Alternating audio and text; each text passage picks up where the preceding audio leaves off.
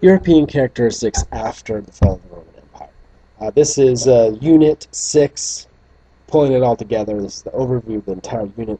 The question is how did European civilization develop its own unique characteristics? And so on note-taking study guide, page 205 and 206, please fill out those graphic answers. First, changes in European life after the fall of Rome. So you have conquest and settlement. Germanic tribes came into Europe and settled and conquered. You have the Franks expanded. You have Charlemagne's empire as well. That didn't last very long, it fell apart. And you have the Normans that took over England. You also have another change was the spread of Christianity. The church benefited from Charlemagne's reign. He wanted to create a Christian kingdom of Christendom. They had the rise of monasteries and then essentially Mendicant orders. You had European Christendom. This is all of Europe's Christian. It's kind of they were all separate kingdoms, but they all had religion uniting them. And you had kings and popes during this whole time struggling for authority and power with each other. In the government, you had no central government. Charlemagne built a Christian empire. After his death, it was divided up, and Norman conquest led to the Magna Carta. Those are the main things that happened in government in the Middle Ages. In the social structure, the church brought new social roles, obligations, beliefs to Europe, and you basically can describe social structure as a feudal system or feudalism and mineralism. That was the social structure.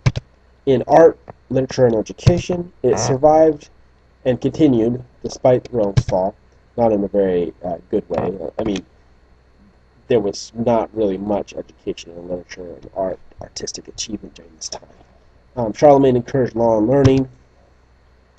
Normans, Latin, and French became languages of law, culture, and government, and this is actually the beginning of modern English. It's a mix of Latin and French and Celtic in England itself. The next is what are changes in Europe that were caused by conflicts, advancements, and diseases. So the Europeans mounted 4 crusades, and it was motivated by forgiveness of sins and the promise of land. And the effects of this were actually quite far-reaching. First, it opened Europeans' eyes to the world. Second, encouraged trade. Third, promoted European exploration. Fourth, encouraged religious fervor and persecution that led to the Inquisition. That's not a very good thing.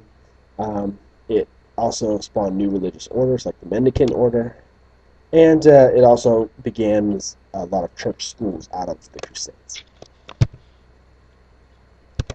Conflict in Spain. The Moors were a very advanced culture, and they were tolerant to an extent of Christians and Jews. And this was before the Reconquista, the reconquering of Spain, and basically, eventually, Isabella and Ferdinand united Spain under one kind of Christian rule. The technological advances, better farming techniques, increased food supply, and European population. This led to the growth of towns and increased trade. And we'll talk about both those aspects. First, the demand for trade goods increased because of more population and more food, and encouraged specialization. So you finally have job specialization and a diversity. There was a diversification of what people could do in Europe, not everybody just farmed. And the banking system was based on the credit developed in Italy at first and then spread elsewhere. And you had artisan guilds formed during this time as well. Diseases, you have the bubonic plague, where Black Death killed millions. The medieval social order was changed forever because of this. The breakdown, Jews were blamed and persecuted for all these deaths. And this is the beginning of the modern age. So the Black Death ushered in the modern age. And finally, you have famine and warfare. The Great Famine, crops were ruined by heavy rains, and you also have the 100 Years' War, where you have new weapons are used, and you have the end of the feudal way of fighting with knights.